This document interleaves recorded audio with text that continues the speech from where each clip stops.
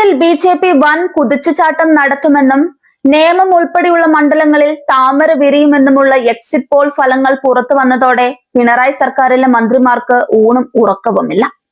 തോൽവി മുന്നിൽ കണ്ടതോടെ മുൻപ് അക്കൗണ്ട് പൂട്ടിച്ചു എന്ന പഴയ പല്ലവിയുമായി ജനങ്ങളെ പറ്റിക്കാൻ വീണ്ടും രംഗത്തെത്തിയിരിക്കുകയാണ് മന്ത്രി പി.എ. മുഹമ്മദ് റിയാസ്.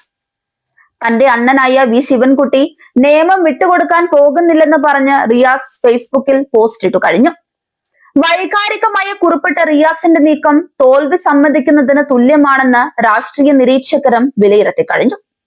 നിയമസഭയിൽ തന്റെ തൊട്ടടുത്തിരുന്ന ശിവൻകുട്ടിയുമായുള്ള ബെഞ്ച് സഖ്യത്തെക്കുറിച്ചാണ് റിയാസ് വാതോരാതെ സംസാരിക്കുന്നത്.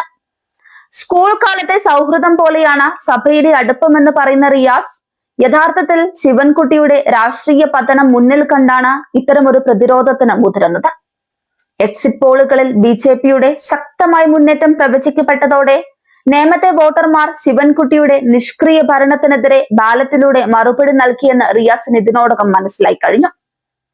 2016 ഒ രാജഗോപാലിലൂടെ ബി.ജെ.പി. തുറന്ന നേമത്തെ അക്കൗണ്ട് 2021 അവിശുദ്ധ കൂട്ടുകെട്ടിലൂടെയാണ് ഇടതുമുന്നണി തിരിച്ചുപിടിച്ചത്.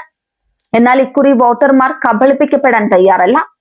രാജീവ് ചന്ദ്രശേഖറിന്റെ കരുത്തുറ്റ നേതൃത്വത്തിൽ നേമം മണ്ഡലം ബി.ജെ.പി. തിരിച്ചുപിടിക്കുമെന്ന് ഉറപ്പായതോടെയാണ് മുഖ്യമന്ത്രിയും മന്ത്രിമാരും അക്കൗണ്ട് പൂട്ടിക്കൽ പ്രസംഗവുമായി വീണ്ടും ഇറങ്ങിയിരിക്കുന്നത്.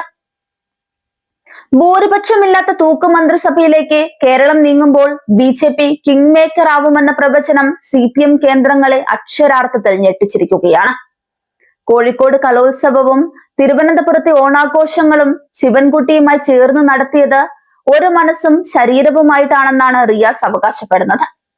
എന്നാൽ ജനങ്ങൾക്ക് വേണ്ട വികസനമോ തൊഴിലോ നൽകുന്നതിൽ ഈ രണ്ട് മന്ത്രിമാരും പരാജയപ്പെട്ടുവെന്നാണ് ജനസംസാരം.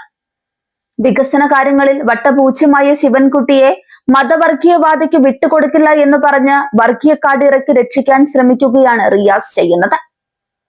ബി.ജെ.പിയുടെ വികസന രാഷ്ട്രീയത്തെ വർഗീയത എന്ന് വിളിച്ച് അധിക്ഷേപിക്കുന്ന റിയാസിന്റെയും സംഘത്തിന്റെയും ഇരട്ടത്താപ്പ് ജനങ്ങൾ തിരിച്ചറിഞ്ഞു കഴിഞ്ഞു.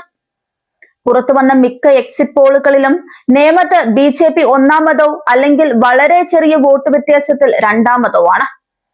ശക്തമായ ഭരണവിരുദ്ധ തരംഗവും മോദി ഗ്യാരണ്ടിയിലുള്ള വിശ്വാസവും വോട്ടെണ്ണൽ ദിനത്തിൽ ശിവൻകുട്ടിയുടെയും റിയാസിന്റെയും എല്ലാ കണക്കുകൂട്ടലുകളെയും തെറ്റിക്കും. വോട്ടെണ്ണൽ കഴിഞ്ഞ് കാണാമെന്ന് പറഞ്ഞ് തിരുവനന്തപുരത്ത് നിന്ന് യാത്ര തിരിക്കുമ്പോൾ റിയാസിന്റെ ഉള്ളിലെ പേടി ആ ഫേസ്ബുക്ക് പോസ്റ്റിൽ വ്യക്തമാണ്.